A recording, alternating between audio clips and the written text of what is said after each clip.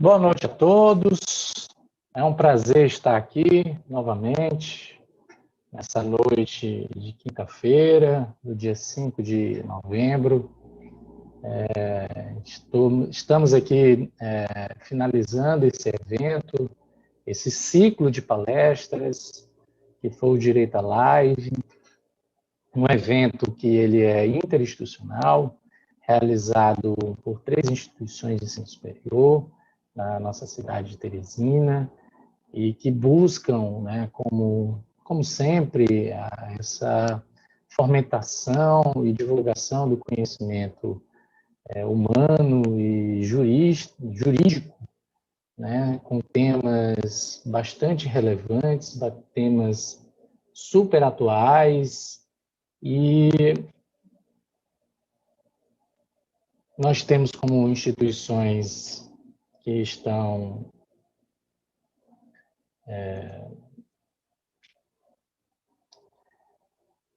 fomentando esse evento. Nós temos a faculdade CEUP, a faculdade FAET, a Universidade Estadual do Piauí. Além delas, nós temos instituições que também têm essa mesma proposta, de cada uma que buscaram fazer convites e estão sempre criando esses eventos. E nós temos o Conect Jus, que é ligado à empresa júnior da Universidade Estadual do Piauí. Nós temos o Enjures, que é ligado também ao CEUP. E para concretizar e fazer a transmissão desses ciclos de palestras, nós temos o Instituto Melhorem. Então, hoje nós temos justamente a apresentação do professor Francisco de Souza Vieira Filho, professor, mestre em Direito pela Universidade Autônoma de Lisboa, especialista em Direito Constitucional, advogado, militante, professor de outras instituições de ensino superior aqui de Teresina, professor de pós-graduação, coordenador também de pós-graduação. Além disso, ele é fotógrafo, ele é poeta, cronista, né, escritor de livros, né, e um grande amigo que veio, né, justamente finalizar esse evento, em que ele ficou com um tema, né, comentários à lei de recuperação e falência diante da medida provisória, né, agora é a lei 13.874/2019, que é a lei da liberdade econômica. Então, sem mais delongas, professor Francisco, fique à vontade, pode começar a sua palestra. Agradecer as palavras do professor André, só checar que está tudo ok. A gente vai ter um bate-bola hoje, uma conversa breve aí sobre a Lei 11.101 de 2005 e a MP da Liberdade Econômica, né, MP 881, que se converteu aí na Lei 16.874 de 2019, né? Vai ter um bate-bola aí para a gente poder linkar essas duas searas. Preparei aqui para vocês, vou compartilhar aqui uma telinha, são só tópicos, né? É só para a gente lembrar, para ter uma ordem de explanação aqui, né? Vou colocar aqui para vocês. Vocês já estão vendo aí. Então, a gente vai abordar de início, com conhecimento prévio para essa análise que a gente pretende fazer, a gente tem que ter em mente que o direito é ficção. Vou destacar aqui, o direito é ficção. Palavras não minhas, mas do historiador, está na moda aí, o professor Yuval Noah Harari, né? Ele fala que teria ocorrido algo em torno de 170 mil anos atrás. Alguma coisa aconteceu que nossa espécie sobreviveu e outras espécies do gênero Homo, outras espécies humanas, não. Nós sobrevivemos e eles não. E a gente tem a ilusão de achar que é porque a nossa espécie é mais inteligente, ou porque a gente dominava o fabrico de ferramentas, ou porque a gente dominava o fogo. Nenhuma dessas explicações é aquela que está em voga ou que tende a ser mais considerada do ponto de vista científico. Hoje em dia, os autores, e isso é evidenciado no trabalho do professor Yuval Noah Harari, tendem a crer que aconteceu alguma coisa conosco. Nós convivimos cerca de 8 espécies humanas, neandertais, homo florenses, homo rudolfenses, entre outros, e todos fabricavam ferramentas, todos tinham inteligência rudimentar, todos tinham uma linguagem primitiva, todos dominavam fogo. Nós sobrevivemos e eles não. O Neandertal tinha força de um gorila, né? Força descomunal, comparada com a força de nós frágeis homo sapiens, né? E nós sobrevivemos e eles não. E nós sobrevivemos graças à ficção. Um Neandertal é capaz de, através da linguagem corriqueira, dizer para um companheiro, olha, tem um leão do outro lado do lago, ou a gente contorna esse lago, ou a gente caça esse leão, a gente foge. Eles estão falando de um leão real. Nós, sapiens, ficcionamos, falamos de coisas que não existem. Nós dizemos, olha, o leão é o espírito que protege nossa tribo. Essa capacidade de ficcionar possibilitou que a gente sobrevivesse. E as demais espécies primatas não. E o direito é essencialmente ficção. A gente vai tentar desmistificar isso, desconstruir essa ideia, para a gente poder dar início à nossa explanação. Então, imaginemos o seguinte, um grupo de primatas qualquer, sejam primatas originários, aí, os neandertais, florenses, rudolfenses, ou primatas modernos, orangotango, bonobos, chimpanzé, eles só vivem em grupamentos de no máximo 200 membros. Os grupos de primatas atingem no máximo 200 membros, os clãs, as tribos, e nós sapiens vivemos em grupamentos gigantescos, né? A gente não conhece nem todo mundo que vive na nossa cidade. Teresina já tem aí, são 900 mil eleitores, de habitantes deve estar beirando já 1.200.000. A gente não conhece todo mundo com quem a gente convive. Nós sapiens vivemos em grupamentos gigantescos, graças a essa ficção. É um exemplo bobo. É se você imaginar 2 cruzados chegando no norte da África. Um com crucifixo negro da Ordem do Santo Sepulcro, vindo de Portugal, e um com crucifixo vermelho, um templário, vindo da Itália. E eles se olham, veem aquele símbolo do crucifixo e dizem, nós somos irmãos. Eles nem se conhecem. Os demais primatas só convivem em grupos de 200 membros porque é o grupamento que dá para se conhecer. Ironicamente, Aristóteles dizia que a democracia deveria ser exercida num grupo de 200 membros, porque dá para contar os votos. A pessoa levantaria a mão e eu saberia contar os votos. A democracia seria exercida melhor num grupamento de 200 membros, segundo Aristóteles. Ironicamente, esse é o número em que os primatas convivem, porque convivem com o que conhece. Dá para você conhecer bem 200 pessoas. Mais do que isso, não. E aí, nós, sapiens, convivemos com pessoas que não conhecemos. Através dessa linguagem primitiva do mito, que é ficcional. Foi nossa capacidade de mentir que possibilitou que a gente sobrevivesse, porque nós nos reunimos em grupos de milhares, um grupo de neandertais até 200 membros era um grupo forte, mas com um grupo de sapiens de milhares nós sobrevivemos. Ou porque houve conflito, ou porque nós dizimamos o nicho alimentar deles, dizimamos florestas, nos alimentamos daquilo que seria o alimento que eles teriam acesso e eles morreram de inanição. É irônico que houve cruzamento de espécies. Costumo dizer em sala para os meninos, para os alunos, que um colega meu, professor, procurador do trabalho, chegou para mim e disse, olha, Francisco, eu tive o meu menino agora e fiz um exame chamado mapeamento genético. E ele, nesse exame, disse, olha, daqui meu filho tem DNA do Gengis Khan, tem DNA neandertal, DNA... Quer dizer, houve cruzagem de espécies, a gente tem no nosso DNA o Gengis Khan não é primitivo, mas é só um exemplo aqui que o menino dele tem DNA do Gengis Khan. Mas 90% das pessoas na Terra têm DNA do Gengis Khan, para vocês terem ideia. Então, assim, houve cruzagem de espécie. Uma parcela pequena do nosso DNA tem desses camaradas aí. Florenses, rudolfenses, e por aí vai.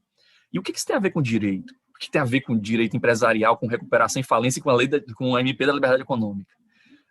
Pensem comigo. O direito à ficção. A gente começou a nossa fala de hoje dizendo isso. Direito à ficção. O que é um Estado? O que é uma fronteira, uma linha imaginária no mapa? O que é uma pessoa jurídica? Pessoa, de fato, é a pessoa natural ou física. A pessoa jurídica é uma ficção. Em meados do século XVII, um camarada chamado Armand Peugeot, ele herdou dos avós uma fábrica de molas, bicicletas e barcos. E ele percebeu que empreender não era vantagem, porque a lei francesa da época era o Código Civil Napoleônico, 1808, perdão. O Código Civil Napoleônico era extremamente duro com quem lesionasse, quem lesasse o direito alheio. Então, se ele construísse um barco para 100 pessoas, esse barco naufragasse, as 100 pessoas morressem, e fosse averiguado que foi uma falha de fabricação, ele responderia. E responderia de que modo? Todo o patrimônio dele, pessoa física, seria atingido, a mulher, ele seria preso, a mulher e os filhos seriam escravizados. Era vantagem empreender, criar uma empresa? Não. Mas aí o Armand Peugeot consultou um grupo de magos, feiticeiros, advogados, e eles fizeram a invenção aí da pessoa jurídica. A pessoa jurídica, a empresa de responsabilidade limitada, surgiu para quê? Surgiu para proteger o patrimônio pessoal dos sócios, ou patrimônio pessoal do proprietário. Então, se a Peugeot causa um dano a alguém, foi a empresa Peugeot que causou esse dano. Não foi o Armand Peugeot proprietário. O Armand Peugeot já morreu, a Peugeot está ainda hoje vendendo veículos aqui. Percebem? Nós criamos uma ficção. Se uma civilização extraterrestre chegasse à Terra, ele enxergaria o Estado brasileiro, o Estado norte-americano, o Estado inglês, as fronteiras entre os países? Não. Isso é ficção, isso existe no mundo cultural. Nós criamos um mundo da cultura que está para além do mundo visível palpável, que é o mundo que as ciências exatas, naturais, abordam. Nós, das ciências sociais, culturais e humanas, abordamos uma invenção. É ficção, é cultural. Percebe? Então, o surgimento da empresa, ou da empresa de responsabilidade limitada, veio para proteger o patrimônio pessoal dos sócios. É uma ficção. Nós criamos a pessoa jurídica. Ninguém toca na pessoa jurídica, você não sente a pessoa jurídica. São vários prédios, know-how, equipamentos, funcionários, pessoas também. Mas é uma pessoa jurídica, é ficção. E aí a gente ingressa no nosso tema, né? A Lei 11.101, a Lei de Recuperação e Falência, em face da MP 881, de Liberdade Econômica, que hoje foi convertida em Lei 16.874 de 2019. Então, basicamente a falência seria o que? A morte da pessoa jurídica. Ela morre. E a recuperação seria o quê? Seria ela na UTI. Ela está convalescendo, ela está ali à beira da morte, saber se morre ou se não morre. Então, em linguagem vulgar, a gente poderia dizer isso. A falência seria a morte da empresa. Para vocês terem ideia, quando a empresa vem a falir, o que acontece? Ela se despersonaliza, ela perde a condição de pessoa jurídica.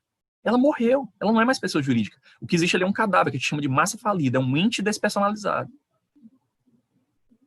Ah, professor, mas aí a empresa faliu e vai ter um administrador judicial que vai administrar a massa falida e ele vai ter que contratar pessoas para poder administrar aquele capital, para poder pagar na ordem estabelecida pela lei os credores. Sim, mas a massa falida não é mais pessoa jurídica. Não é ela que contrata. Eu tenho um administrador judicial contratando, representando a massa falida. A gente vai chegar lá, vamos devagarinho. Então, assim, falência basicamente seria o que é a morte dessa empresa. Recuperação, ela está na UTI. Em linguagem vulgar, a gente poderia usar essa analogia. Quando é que uma empresa vem a falir ou vem a se encontrar num estado de recuperação, que é a iminência de falência ou a iminência de sobrevivência? Quando ela se encontra em crise. Nós temos um conceito jurídico para a crise, temos um conceito econômico e temos um conceito filosófico para a crise. Crise vem a ser o quê? Jurídica e economicamente, crise está relacionada ao fato de que você produz menos riqueza, gera menos riqueza do que débitos. Você tem débitos mais do que créditos. Isso seria um conceito econômico para a crise. Filosoficamente, crise é o quê? Crise revela a incapacidade da pessoa jurídica, mantendo aquele mesmo modus operandi dela, de sobreviver, de gerar riqueza. Tem que haver uma alteração do modus operandi. E essa alteração do modus operandi é um plano de recuperação judicial. Eu vou mudar a minha maneira, trabalhando como eu tenho trabalhado, fazendo o que eu sempre tenho feito, eu estou gerando mais débitos do que créditos. Isso é crise. A empresa não vai sobreviver. Não tem meios de sobreviver. Ela está gerando mais débitos do que créditos.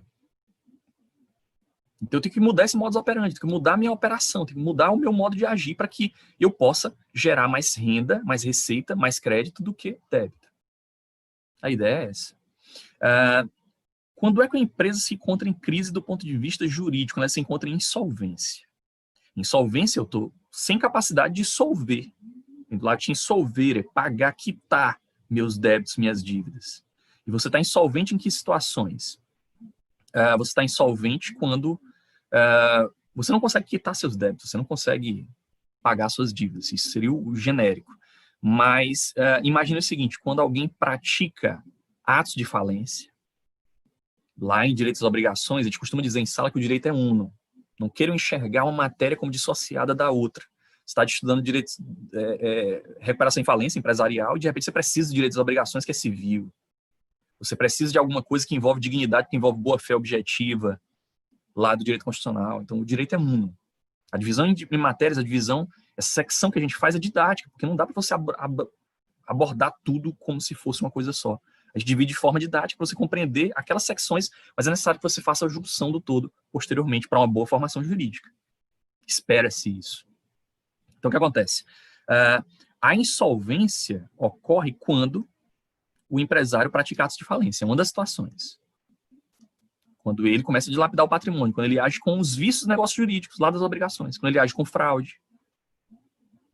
Ele pega o patrimônio e transfere para um laranja, pega o patrimônio da empresa e transfere para um terceiro, dilapida o patrimônio da empresa e transfere para ele própria pessoa física, para frustrar o interesse dos credores. Fraude contra credores. Ele está demonstrando que está insolvente. Ele está insolvente quando pratica atos de falência. Se ele praticou atos de falência, qualquer credor pode pleitear a sua falência, pode entrar com pedido de falência dessa empresa. A empresa está dilapidando o patrimônio, vendeu uma filial, vendeu duas, só tem a sede, começou a vender os caminhões da empresa de entregas. Você que é credor, fique em alerta e já pode peticionar a falência da empresa. É a primeira situação de insolvência.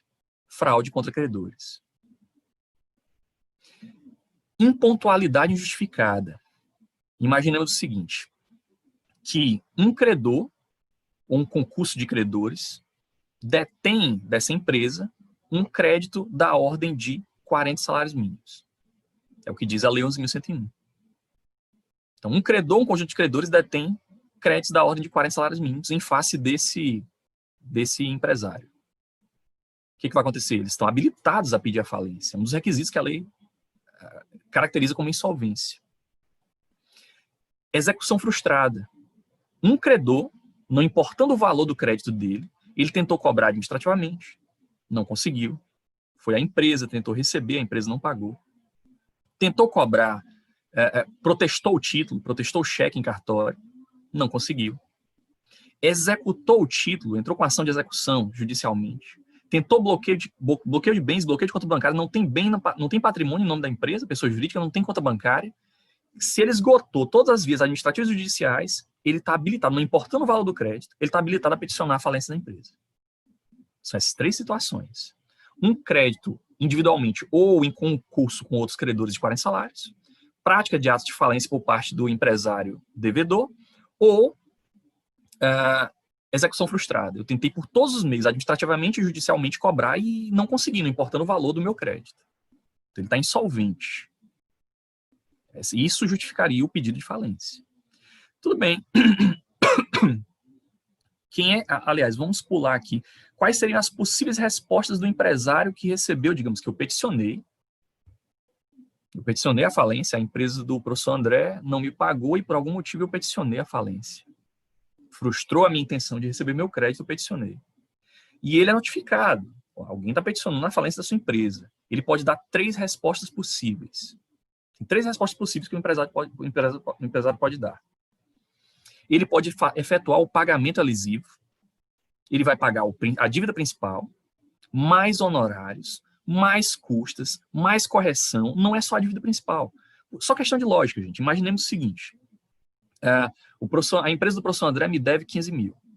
Se depois que eu judicializei ele me pagou 15 mil, eu estou no prejuízo, porque eu gastei com advogado para peticionar a falência dele. Eu tive custos com custas processuais, eu tive uma série... O vencimento já se ultrapassou, então já está correndo juros. Ele tem que pagar a dívida principal, os 15 mil, mais honorários, mais custas, mais correção. Não é só a dívida principal. A grande pegadinha das provas de concurso em relação a esse item é que o depósito lesivo eles colocam lá, pagou a dívida principal, o aluno marca como correto. Ele não se desincumbiu da falência, não.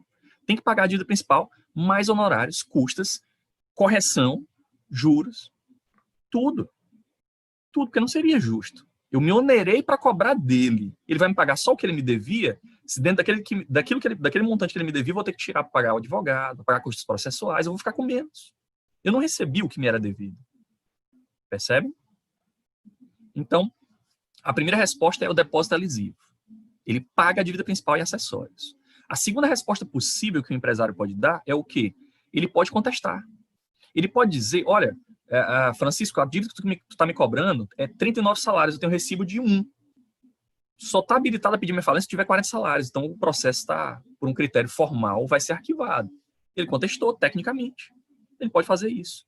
Ele faz o depósito adesivo, ele contesta, ou ele pede a convolução ou conversão da falência em recuperação judicial. Devo, não nego, mas só posso pagar desse modo aqui. A recuperação é isso. Ele diz, olha, devo, minha empresa está em situação de crise, mas eu estabeleço um plano, um projeto, eu traço um mapa, um caminho, que se eu seguir as diretrizes desse caminho, desse mapa, que é o plano de recuperação, eu vou conseguir recuperar minha empresa. A terceira resposta, eu peço a conversão daquele processo de falência em recuperação judicial. Pode haver recuperação judicial sem passar por esse pedido de falência? Pode. Pode. Aqui é só uma situação. Alguém pleiteou a falência em relação à empresa e o empresário disse, olha, de fato, eu estou em crise, estou devendo a esse meu credor, mas eu tenho elementos, eu tenho meios aqui que me habilitam a me recuperar, que a empresa sobreviva. Rege toda a legislação falimentar o princípio da preservação da empresa. Percebam o seguinte, o objetivo da legislação é manter a empresa a ferro e fogo, não. Ela quer afastar o mau empresário, porque o mau empresário, aquele que não é um bom pagador, ele dificulta o acesso ao crédito aos bons pagadores. É o bom pagando pelo mal. Eu quero que o mau empresário vá falir de fato. E eu quero preservar o bom empresário, aquele que está realmente se esforçando, que veio a falência ou veio a recuperação por fatores alheios à sua capacidade. Uma crise, por exemplo, começa da pandemia, a gente está vendo uma série de empresas aí pedindo recuperação ou pedindo falência direta. Várias empresas falindo em massa. A gente teve exemplos aí de pedido de recuperação da Cultura, que não foi aceito, foi convertido em falência.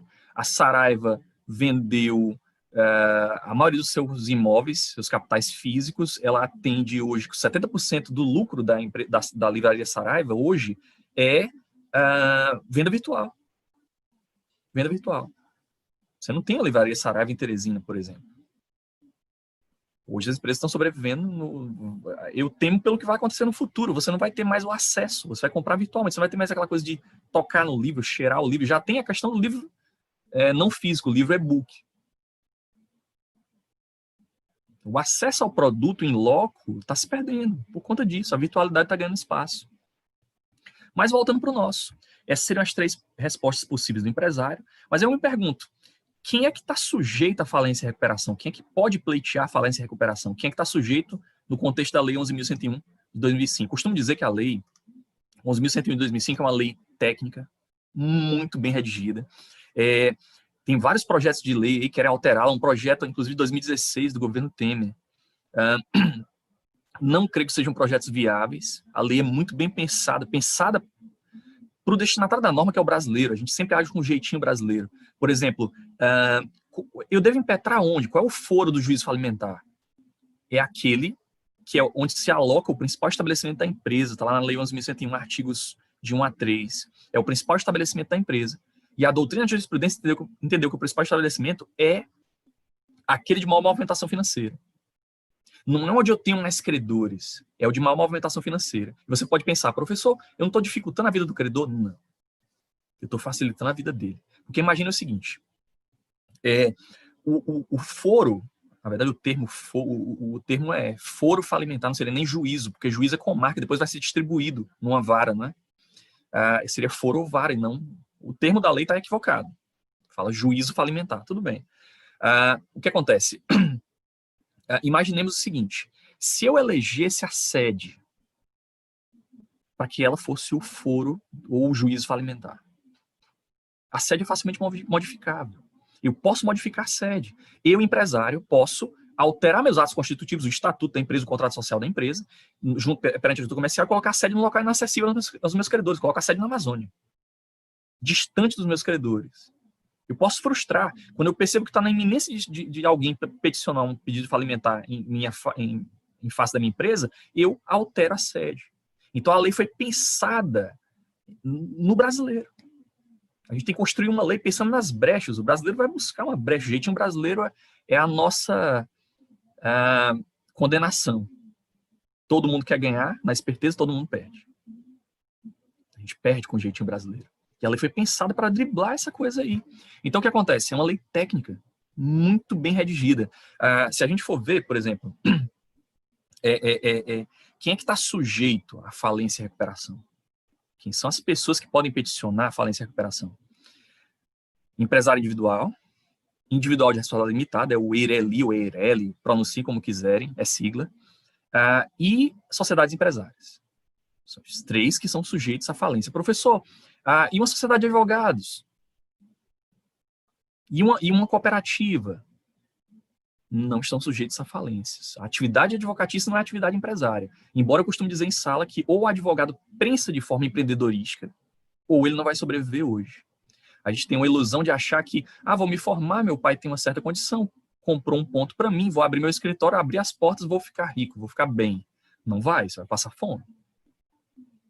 E quando você bota um leque de abrangência de ações, eu atuo na área civil, trabalhista, penal, não é assim. Hoje, a sobrevivência na advocacia hoje campeia por ações de massa. Por você buscar ter um mínimo de trabalho com massa, maximizar teus ganhos. Uma coisa é um cliente chega para você com uma situação que o vizinho está construindo no muro contíguo do imóvel dele, e você vai pesquisar, vai estudar, vai descobrir que tipo de ação para resolver aquele problema do vizinho.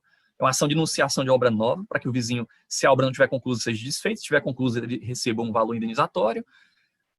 Você resolveu o problema do teu cliente, você não resolveu o seu problema, você estudou para fazer aquela ação e vai ser a única vez que você vai fazer na sua vida. Eu fiz essa ação em 2003, nunca mais peguei uma ação de enunciação de obra nova.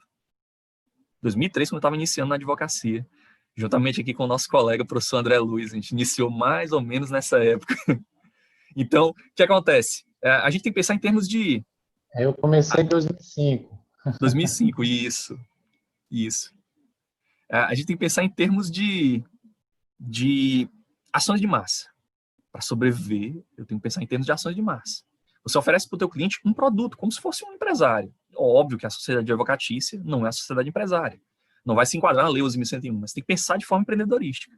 Eu ofereço um produto, eu tenho uma ação que ela é hábil, a ferramenta hábil para tirar a cobrança de ICMS da tua conta de energia, porque tu já paga a COSIP, a taxa de iluminação pública, a antiga taxa de iluminação pública, contribuição social de iluminação pública, e tu vai ter agora... Não faz sentido cobrar algum valor de imposto para te transportar energia para tua casa. Energia não é mercadoria. Então, eu estou vendendo para o meu cliente um produto. Qual é o produto? Eu tenho uma ação hábil para retirar o ICMS da tua conta de energia. E aí você vai fazer para vários clientes aquela mesma ação. Resolve o problema do teu cliente, da tua gama de clientes, resolve o teu problema. Tem que pensar de forma empreendedorística. E com ações de massa. Mas voltando para o nosso tema. Quem é que está sujeito à falência e recuperação? Na falência, eu vou ter o quê? O empresário individual, o individual de responsabilidade limitada e as sociedades empresárias.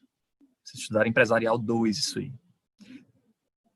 Se eu tiver uma empresa irregular, comum ou de fato, uma empresa comum, irregular ou de fato, a irregular é aquela que tinha ato constitutivo, depositado perante a junta comercial, em algum momento ela não renovou esses atos, não...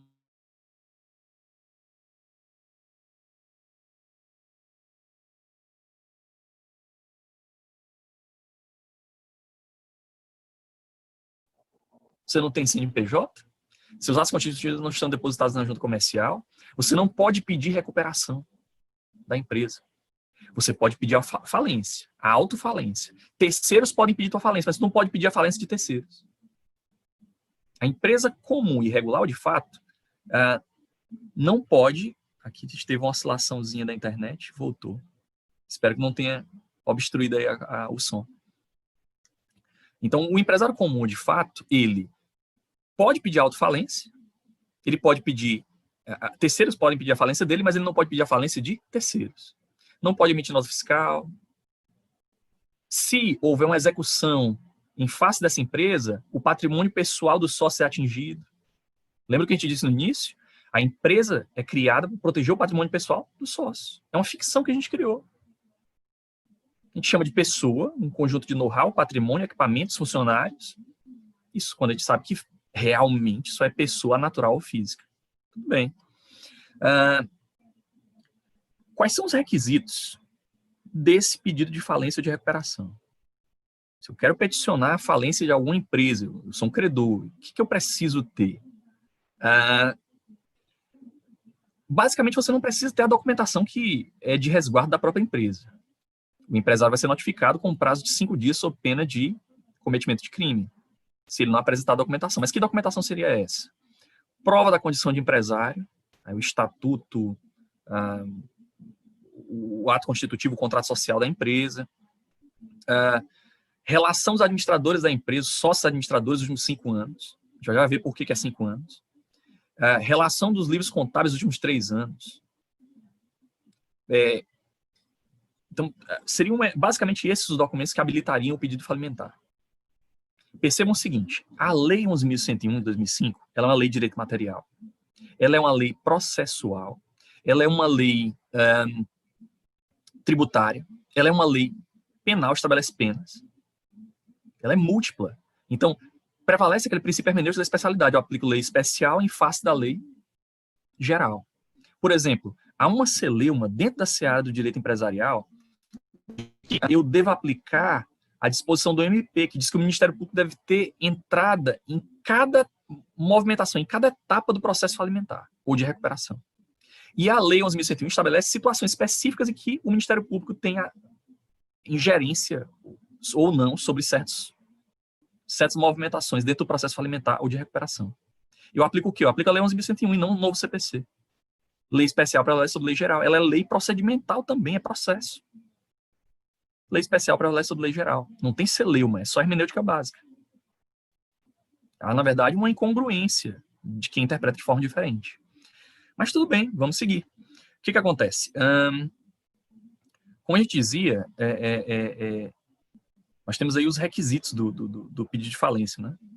Se eu sou um empresário, eu vou pedir minha autofalência, eu tenho que apresentar esses documentos. Se eu não sou, não estou pedindo autofalência, eu estou pedindo a falência de uma terceira empresa, essa empresa vai ter que apresentar. O juízo vai notificá-lo e ele tem um prazo de 5 dias para apresentar. Ok. Aí nós temos as etapas do processo falimentar. Digamos que houve o pedido, a empresa, o juiz, temos 2 sentenças. Uma sentença que inicia o processo falimentar, que decreta a falência da empresa, e uma sentença que extingue o processo falimentar, que encerra o processo de falência. Na primeira sentença, aquela que abre o processo falimentar, a gente vai ter o quê? A gente vai ter 2 consequências aí. Eu afasto o empresário, primeiro que a empresa morreu, ela não é mais pessoa física, ela é um cadáver, é massa falida. Eu afasto o empresário, o administrador da empresa, e coloco no lugar um administrador judicial. Professor, quem é essa figura do administrador judicial? Ele pode ser preferencialmente um advogado, um economista, um contador ou um administrador, mas essa lista é preferencial que a lei dá. Pode ser qualquer pessoa com conhecimento para administrar a empresa. Existem até empresas que são administradoras judiciais em processos falimentares ou de recuperação. Não existe trabalho, as empresas atuam, é um campo, é um ramo, um nicho de mercado que poucas pessoas atentam. É um nicho de mercado que poucas pessoas atentam. Então, o que acontece? Se for pessoa física, ele tem um prazo de 24 horas para assinar o termo, aceitando ser administrador judicial, sob pena de o juiz convocar outra pessoa. Se for pessoa jurídica, o responsável pela pessoa jurídica tem que se apresentar em 24 horas para assinar esse termo. Ok. O que o administrador judicial vai fazer? Ele vai administrar a massa falida. Então, ele vai fazer o quê? Ele vai, primeiro, como a gente disse, é uma questão lógica para que o juízo falimentar seja aquele de maior movimentação financeira. E isso é defender o interesse do credor. Não é o local onde eu tenho mais credores, é o local onde a empresa tem mais patrimônio. Porque se eu escolhesse o local onde eu tenho mais credores, e eventualmente lá eu não tivesse muito patrimônio, eu vou gastar muito da massa falida para transportar, para reduzir em pecúnia, para fazer leilão, vender, e da liquidez, aquele patrimônio maior que esteja em outro local, e alocá-lo àquele local onde tem mais credores. O interesse do credor não é receber. Se eu colocasse o juízo falimentar como a sede, aquele local onde tem mais credores, é em prejuízo do credor. Isso seria em prejuízo do credor. Porque eu vou gastar muito para trazer o patrimônio onde ele tem maior volume alocado, numa outra cidade, para aquele local onde tem mais credores. Não é do interesse do credor isso aí. Não é do interesse do credor. Então, é mais fácil, só questão de lógica. A lei é extremamente lógica. É mais fácil eu pegar, trazer, eu tenho, vamos supor, Paraíba. Paraíba tem o maior volume de movimentação financeira em São Paulo. É mais fácil eu tirar o patrimônio, vender, dar liquidez a todo o patrimônio que esteja no Piauí, no Maranhão, no Ceará, e recambiar esse patrimônio para São Paulo, o eixo Rio-São Paulo, que é onde eles têm mais patrimônio. Isso seria no interesse do credor. Ainda que seja o credor que mora em Teresina, em Fortaleza ou em São Luís. Porque eu vou gastar menos da massa falida para tirar o patrimônio de onde eu tenho menos, para levar para onde eu tenho mais, que é o eixo Rio-São Paulo. É o interesse do credor. Quanto menos eu gaste, quanto menos o administrador judicial gasta a massa falida para administrá-la, mais vai sobrar para eu distribuir os credores. Porque imagina, a empresa está falida. Ela já tem mais débito do que crédito. Alguém vai ficar sem receber, é inevitável. Não vai dar para pagar todos os credores. Ele tem mais débitos do que crédito. Eu tenho mais credores do que patrimônio. O meu passivo é menor. Então, invariavelmente, alguém vai ficar sem receber. E o que acontece? O administrador judicial vai administrar, ele é remunerado, ele recebe alguma coisa até no máximo 5% do passivo. Até no máximo 5% do passivo. Ou, na recuperação, 5% daquilo que se estima recuperar. Quem atribui, quem arbitra isso? O juiz.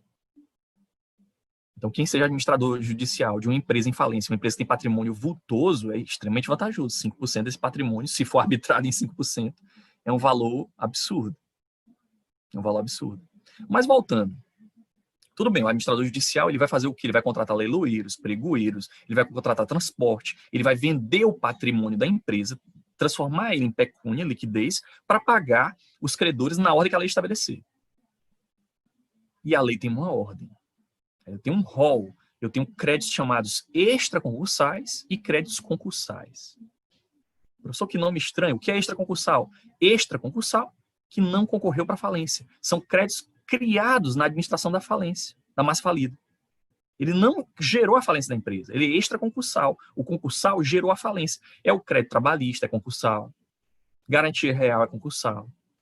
Privilégio geral, privilégio especial. Multa tributária. Créditos fiscais, são créditos concursais. Eles geraram a falência da empresa. São dívidas que a empresa tinha que causaram a sua falência. O extraconcursal é aquele que foi criado da administração da massa falida.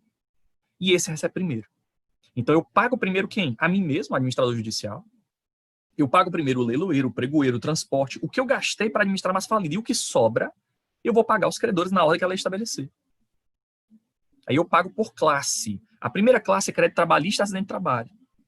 Eu pago primeiro os trabalhadores. Normalmente, na vida prática, na vida real, pagou os trabalhadores, acabou. Quem está nas classes inferiores, garantia real, quirografário, perdeu. Perdeu. Na vida prática é isso. Porque a empresa tem mais débito do que crédito, eu vou pagar quem dá. Alguém vai perder, alguém vai deixar de receber. Então, a primeira coisa que ocorre quando o juiz sentencia a primeira sentença no processo falimentar, aquela que decreta, que declara a falência, ele afasta o empresário, nomeia o administrador judicial e a empresa perde a condição de pessoa jurídica. Ela é massa falida, ela é cadáver. Ela morreu. E aí, a primeira coisa que o administrador judicial faz é o quê? Ele vai publicar um edital.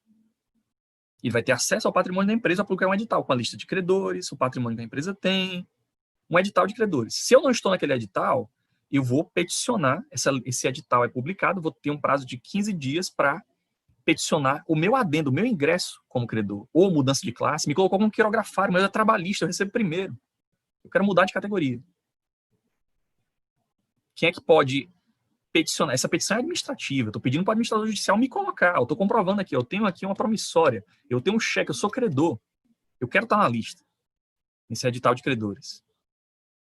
Estou peticionando para ingressar na lista, por exemplo. Então, 15 dias depois ele publica o resultado. 45 dias depois, ele faz abre-se uma segunda lista. Se eu ainda não estou nessa lista, eu vou fazer uma impugnação. Eu tenho 10 dias para impugnar. Essa impugnação já é judicial. Eu vou judicializar, vou pedir para o juízo falimentar, explanar minhas razões, fundamentar por que eu devo estar naquela lista de credores ou não. Só que o que acontece? Essa impugnação, ela não tem efeito suspensivo. O processo falimentar continua, enquanto meu processo de impugnação está sendo julgado em apartado. Não tem efeito suspensivo. Eu posso recorrer, se da impugnação meu nome ainda não está lá, posso. Mas uma vez que eu recorro, é recurso cível, eu tenho que pedir uma reserva do crédito por força do artigo 13 da Lei 11.101. É aquela coisa, pode ser que o resultado do meu recurso seja que eu tenha direito a receber. Mas se o crédito da minha categoria já foi distribuído, já distribuíram o crédito trabalhista, o meu crédito era trabalhista, perdi. Porque o direito não socorre quem dorme. Dormientibus non succurritur ius. Eu tenho que me precaver. É uma precaução que eu tenho que fazer. Eu vou pedir uma reserva do crédito. Olha, eu quero que dentro da massa falida reservem um valor de 20 mil, porque é o que eu tenho de crédito. Porque pode ser que no resultado do meu recurso digam que eu tenho direito a receber. E aí, quando eu me habilitar no processo falimentar, eu já tenho o valor reservado. Tranquilo. Aí tudo bem. Digamos que o administrador judicial não tivemos complicações, o administrador judicial deu liquidez ao patrimônio, distribuiu para quem era devido, na ordem que a lei estabeleceu. Crédito trabalhista e garantia, crédito trabalhista acidente de trabalho até 150 salários, garantia real, privilégio especial, privilégio geral, quirografário, na ordem que a lei estabelece. Tranquilo. Paguei todo mundo, paguei quem deu. Paguei quem deu. Óbvio que alguém vai ficar sem receber, porque eu tenho mais débito do que crédito. Aí, há uma segunda sentença. Há uma sentença que extingue o processo falimentar. Extinguir o processo falimentar tem algumas consequências. Qual é a consequência? Inicia-se o prazo de reabilitação do empresário. Se o empresário não cometeu nenhum crime falimentar, ele tem 5 anos para poder empresariar novamente. Se ele cometeu crime falimentar, são 10 anos esse prazo. Aí você entende o requisito anterior lá? Para peticionar o pedido de falência ou recuperação, eu tenho que pedir o quê? A relação dos sócios-administradores nos últimos 5 anos. Porque eu tenho que saber se ele não cometeu falência em outra empresa nos últimos 5 anos. Percebe? Tranquilo? Então, assim, a segunda sentença, a sentença que extingue o processo falimentar, ela tem consequências. Quais são as consequências? Eu começo o prazo para a reabilitação do empresário. Após 5 anos, ele pode se reabilitar, pode empresariar novamente. Ou após 10 anos, se ele cometeu o crime falimentar. Tudo bem, tudo bem. E aí, o que é que ocorre? Se eu não recebi, eu vou entrar com a execução contra ele, pessoa física. Na vida prática, você não vai receber. Você não vai receber. Se o empresário tem a empresa, e a empresa tem mais débito que crédito, ele não vai deixar nada no patrimônio dele, pessoa física. Encerrou o processo falimentar, você tem 5 anos para continuar, porque após 5 anos, vai extinguir as obrigações perante o empresário, pessoa física. Você vai executar ele, pessoa física. Tentar cobrar dele, porque da empresa já morreu, mas o cadáver já foi fatiado e já foi pago para todo mundo. Não sobrou nada. Percebem? Tranquilo. O que acontece? E se eu tiver uma execução autônoma anterior à falência? Imaginemos que foi decretada a falência hoje, mas eu já tinha uma execução, executei um cheque, entrei com ação de indenização contra a empresa, uma ação de cobrança, uma execução qualquer, anterior à falência. Essa execução, no momento em que decreta-se a falência, que ocorre a primeira sentença, essa execução é paralisada, uma suspensão do prazo prescricional. E eu vou me habilitar como credor do processo falimentar. Isso vale para quase todas as execuções, mas nós temos os chamados foros de competência absoluta. A Constituição estabelece foros de competência absoluta. Trabalhista, fiscal, ou aqueles que o empresário seja credor de alguém, em que ele é polativo. Então, essas 3 execuções, trabalhista, fiscal, ou aqueles em que o empresário falido seja credor de alguém, elas, mesmo que eu tenha decretado a falência aqui, o processo falimentar começou, ela continua. Ela continua. Até quando? Até que tenha liquidez, até transitar em julgado, até que eu tenha um cálculo, se eu sou credor trabalhista, meu processo trabalhista vai continuar, meu processo trabalhista é anterior à falência. Decretar a falência aqui, meu processo trabalhista vai continuar até ter liquidez, até que haja trânsito em julgado. Até que eu tenha um cálculo, o calculista do tribunal disse, olha, você é credor de tanto. Agora você vai se habilitar no processo falimentar. Qual o problema? A mesma coisa do artigo 13,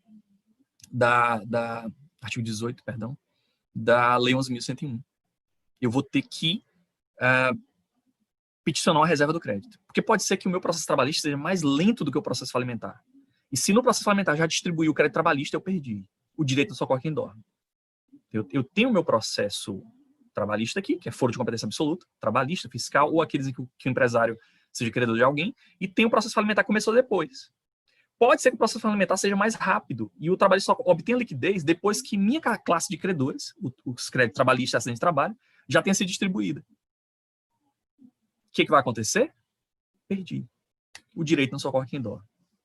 Então, se você tem um crédito trabalhista, você vai peticionar, ele é anterior à falência, você vai peticionar no processo falimentar uma reserva do crédito. Olha, eu quero que dentro da massa falida reserve um valor de tanto, que é meu valor de alçada, porque pode ser que no cálculo final do meu processo trabalhista eu obtenha esse valor e ele tem que estar reservado dentro do processo falimentar para que eu possa receber futuramente.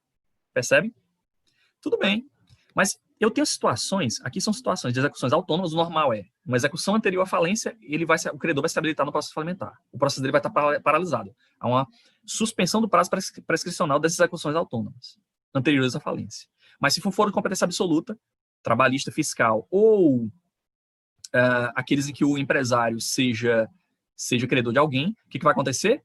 Ele vai aguardar até ter liquidez, até transitar em julgado, até ter um valor laudado pela contadoria do tribunal, da vara, dizendo que você tem o crédito aquilo, certo, preciso.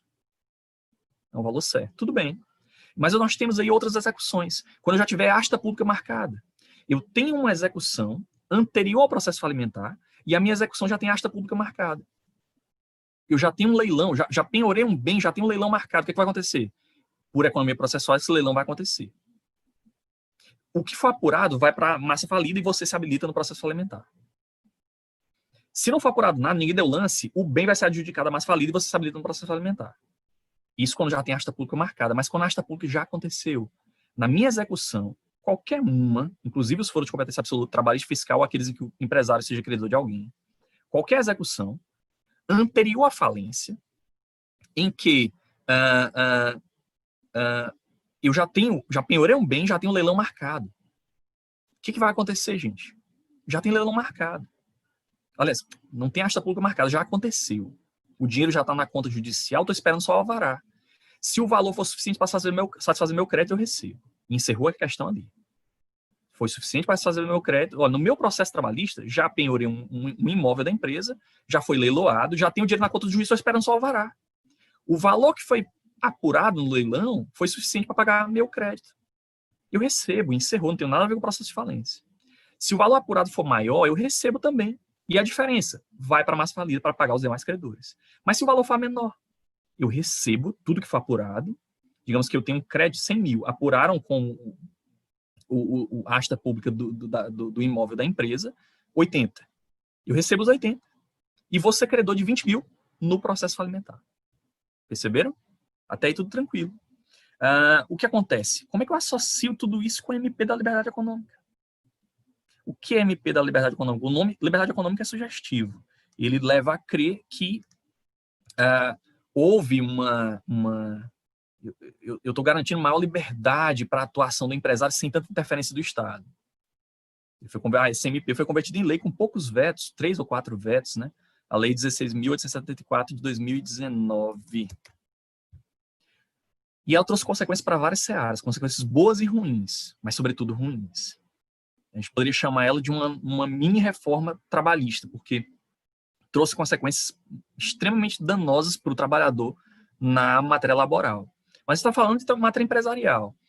Em termos de direito empresarial, ela trouxe algumas coisas interessantes. Tipo, desburocratizou a abertura de microempresas e empresas de pequeno porte, menos burocrático. Adotou um modo de comunicação com o e-social, foi extinto, adotou um modo muito mais simplificado. Então, teve algumas coisas interessantes. Mas é o tipo de mudança que vem 2 ou 3 coisas boas e vem a reboque 10, 20 ruins. Imagine o seguinte, uma das consequências na esfera contratual. da MP da Liberdade Econômica. Ela criou também a carteira de trabalho digital, foi uma das coisas que ela criou, mas assim, uma das coisas que acontece na esfera contratual. Por exemplo, imagine o seguinte, todo contrato agora se presume paritário e que as partes contribuíram equanimemente para aquele contrato. Quem tem que provar que o contrato de adesão, quem tem esse ônus, é a parte hipossuficiente. O ônus de provar que um contrato é de adesão é seu, da parte mais frágil. Os contratos em geral, sejam eles contratos cíveis ou empresariais, se presumem paritários e que as partes tenham contribuído de forma equânime na construção daquele contrato. Presume que não é contrato de risco, que é contrato comutativo, paritário e que todo mundo contribuiu de forma igual na construção, na redação daquele texto. Quem tem que provar que é de adesão agora é você, aderente. É uma das consequências nocivas aí dessa MP da Liberdade Econômica. Ela permite, por exemplo, que empresas de até 20 funcionários não tenham controle de registro de ponto. Como é que o empregado, que é a parte mais fragilizada, vai comprovar a questão das horas extras, por exemplo? Se o empregador disser que ele faltou, a palavra do empregador vai pesar, porque não tem registro, não tem nada. Então, as empresas de até 20 funcionários vão ficar... O empregado vai ficar refém da tua relação com o teu empregador. Não tem registro de ponto. Nenhum. Não se está obrigando a ter um registro eletrônico, não se está obrigando a não ter registro nenhum. Ela abriu a possibilidade de você atuar sem alvará. Um rol de mais de 200 atividades podem ser abertas agora sem alvará. Atividades consideradas que não são de risco. Isso foi interessante? Foi interessante. Uma das coisas boas, não pode também só bater. Mas é como eu disse para vocês, tem 2, 3 coisas boas e a reboque vem 10, 20 ruins. Mas na seara empresarial, para a gente tocar no ponto nodal da nossa fala de hoje. E aí? Imaginem numa situação de falência. Como é que ocorria antes, se você é credor, sou credor trabalhista? Entrei com ação contra uma escola. Mas eu trabalhei numa unidade da escola. As escolas agem com esperteza e colocam um CNPJ para cada unidade. Eu trabalhei para uma unidade, digamos, uma unidade da escola no Bela Vista. E, de repente, a empresa faz o quê? Ela descapitaliza aquela unidade, não tem conta bancária no nome daquela unidade, não tem patrimônio, não tem nada, e eu desfaço o patrimônio e boto para as outras. Antes, eu poderia executar o grupo econômico. Eu executaria o grupo econômico. Eu estou falando da reclamação trabalhista. Eu executaria o grupo econômico. Eu pleitearia receber das empresas do grupo. Aí, se as empresas do grupo não tiverem patrimônio, eu pediria desconstituição da pessoa jurídica, porque há indício de fraude, de que os empresários teriam retirado o patrimônio da empresa e recambiado para eles pessoas físicas. Eu pediria desconstituição da pessoa jurídica. Como é que é a desconstituição da pessoa jurídica agora com a liberdade econômica? Liberdade econômica. Como é que é agora? A parte hipossuficiente tem que ser investigador. Você tem que comprovar se temos 3 sócios. Eu tenho que comprovar qual sócio foi responsável pela fraude, para que eu execute o patrimônio daquele sócio em específico.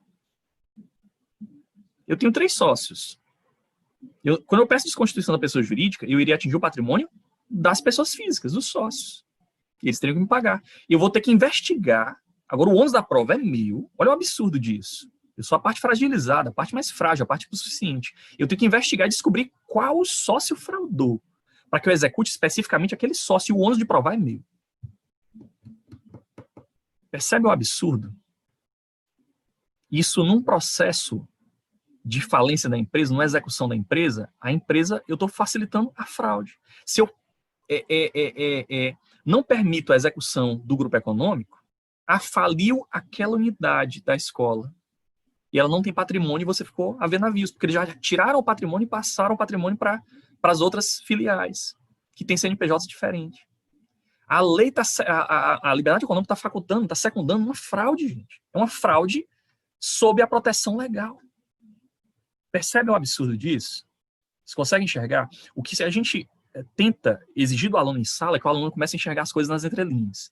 Não adianta você ler a lei seca, quem interpreta a lei é a doutrina. Não adianta você ter só lei e doutrina se você não pensa fora da caixa. Tem que enxergar na vida prática. Como é que isso aqui vai funcionar? Como essa engrenagem aqui vai se movimentar? Na vida prática, a liberdade econômica garante um processo de fraude protegido pela lei, secundado pela lei. porque agora a desconstituição, a execução, inclusive em sede de falência de um grupo econômico, fica frustrado. Você não pode entrar com ação contra o grupo econômico, você entra com ação contra aquele CNPJ. E aí ele já fez o descaminho de todo o patrimônio, reencaminhou o patrimônio para as outras filiais, para terceiros, para laranjas, para o que seja, e você não vai receber. Frustra o interesse do credor. Frustra o interesse do credor. E eu acho que essa seria o principal ponto da nossa abordagem de hoje. A gente fez uma visão panorâmica de todo o processo alimentar. O tempo não foi hábil para a gente poder falar também da recuperação, os tipos de recuperação, mas já foi um bate-bola bem interessante. Agradecer aqui ao Instituto Melhorem, ao professor André Luiz, à FAET, ao UESP, ao Conecta Jus, né? ao CEUP, e gratidão imensa a estar aqui com vocês. E passar a palavra para o professor André. Muito obrigado por esse espaço, para a gente poder dialogar, conversar um pouquinho aqui com nossos alunos, né? Gratidão imensa. Boa noite, professor Francisco. Só para você fechar aí a tela. Na verdade, o prazer é todo nosso. A gente percebe, né, que essa lei da liberdade econômica, realmente ela tem, existe aspectos interessantes de desburocratização, mas realmente houve alguns retrocessos, como bem colocado, principalmente para a parte mais fraca, né, do crédito trabalhista, como bem colocado na sua palestra. E é interessante, né, que essa função social da empresa, né, que ela não pode ser utilizada, né, para trazer prejuízo, má-fé, né, enriquecimento sem justa causa, cometimento de crime, inclusive, né, que infelizmente ocorre no nosso país, e ao mesmo tempo é um instituto que busca justamente dar uma sobrevida, né, dar uma segunda chance para aquela empresa. Agora, lógico, dentro do que você colocou, dentro daquele plano, dentro da viabilidade, né, desse retorno. E é um tema bastante interessante, porque há projeções, né, de muita judicialização nesse sentido, em razão dessa crise sanitária, econômica, mundial, todos nós estamos passando. Inclusive, já vi vários professores falando que vai ser a maior quantidade de ações vão ser justamente nessa área, né? Vai ter muitas ações nessa área com pedido de falência, autofalência, recuperação judicial e assim. Então, professor, na verdade, foi um prazer enorme. Professor, eu queria, né, só aqui a título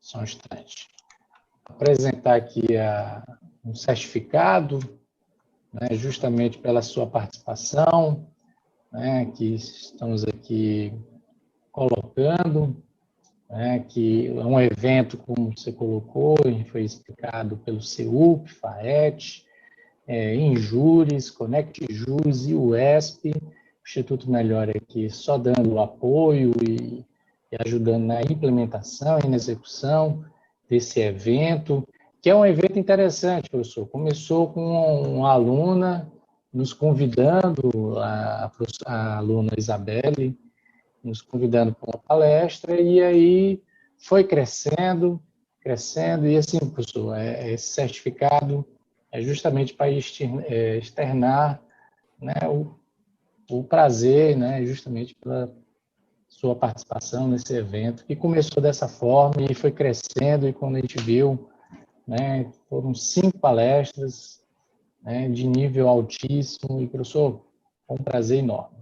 Só agradeço. E é um evento que tende a virar parte do calendário jurídico de Teresina, né? A gente já está aí, já é a segunda vez, e é uma tendência a vir para ficar. Sim. E vamos aí. Então, aos participantes, nós colocamos as informações sobre a emissão dos certificados. Professor Francisco, foi um prazer, né? Sempre. Agradeço demais. Estamos aí junto, né? E, pessoal, faça o credenciamento no link que está aí abaixo, né, nas informações do canal do Instituto Melhore no YouTube. Faça o credenciamento que vocês irão receber o certificado via e-mail. Eu queria dizer em nome de todas as instituições que é só a primeira, né, vamos dizer assim, a primeira sessão, primeira série de eventos que nós começamos nesse ano e com certeza iremos continuar no próximo ano, e que foi um prazer enorme, uma honra estar aqui mediando e palestrando também, e acompanhando esses grandes mestres que nós temos na nossa cidade, com seu grande conhecimento nos temas que se proporam a nos presentear, né, com inteligência, bom humor e principalmente com a praticidade, né, que se exige, né, de todo jurista. Então, boa noite a todos, espero que tenham aproveitado e até um próximo encontro. Boa noite.